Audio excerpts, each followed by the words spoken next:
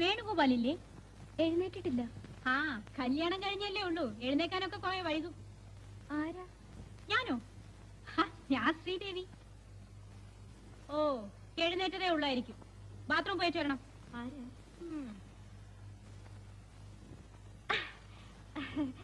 വേണുഗോപാൽ സാറല്ലേ? ഞാൻ ശ്രീദേവി.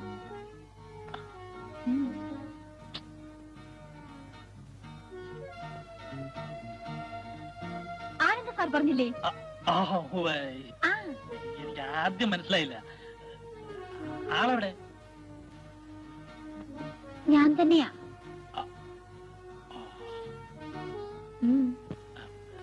ഞാൻ പറഞ്ഞില്ലേ വീട്ടുവേലയ്ക്ക് ഒരാൾ വരുമെന്ന്. ആ പാർട്ടിയാ. ഞാൻ വേലക്കാരിയൊന്നുമല്ല, മെയ്ഡ് സെർവന്റ്. മെയ്ഡ് സെർവന്റാ.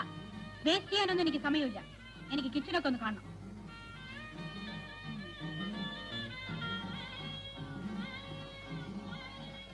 എന്തോന്ന്? ഞാനല്ല, ആനന്ദൻ. എത്ര ചെറിയ അടുക്കള, ഒന്ന് നിന്ന് തിരിയാൻ പോലും സ്ഥലമില്ല. ഇത്രയൊക്കെ സൗകര്യങ്ങളേ ഉള്ളൂ. ആ, ഫ്രിഡ്ജ് എവിടെയാ? ഫ്രിഡ്ജ് ഇല്ല. ഫ്രിഡ്ജില്ലേ? ഭഗവാനെ, ഒരു ഗ്ലാസ് കൂൾ വാട്ടർ കഴിക്കണമെങ്കിൽ എവിടെ പോകും? പാത്രങ്ങളൊക്കെ ഏത് റൂമിലാ വെച്ചിരിക്കുന്നത്? ഈ ഇരിക്കുന്ന പാത്രങ്ങളേ ഉള്ളൂ. ഓ മൈ ഗോഡ്, ഇത്ര കുറച്ച് പാത്രങ്ങളോ? ഞാൻ നിന്നിട്ടുള്ള ആ കലക്ടറുടെ വീട്ടില് എന്തൊക്കെ സൗകര്യങ്ങളാണെന്ന് അറിയാവോ? പിന്നെ ഇവിടുന്ന് പോന്ന എന്താ? അത്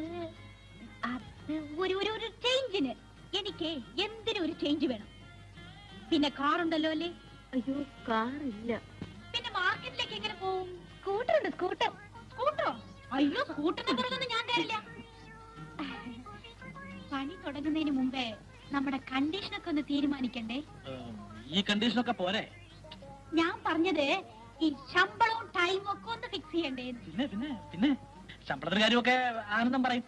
പിന്നെ ടൈം 5 മണി അടിച്ചാൽ ഞാൻ പോവും. അത് നിർബന്ധമാ. പൊയ്ക്കോളൂ. ഞങ്ങള് ബാങ്കിൽ നിന്ന് വന്നാ പിന്നെ ഇവിടെ ആരും വേണമെന്നില്ല.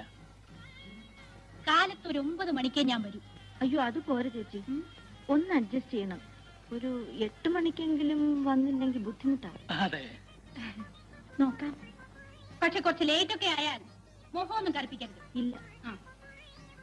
പിന്നെ എന്നെ ചേച്ചി എന്ന് വിളിക്കുന്നത് എനിക്കിഷ്ടമല്ല. Yes madam.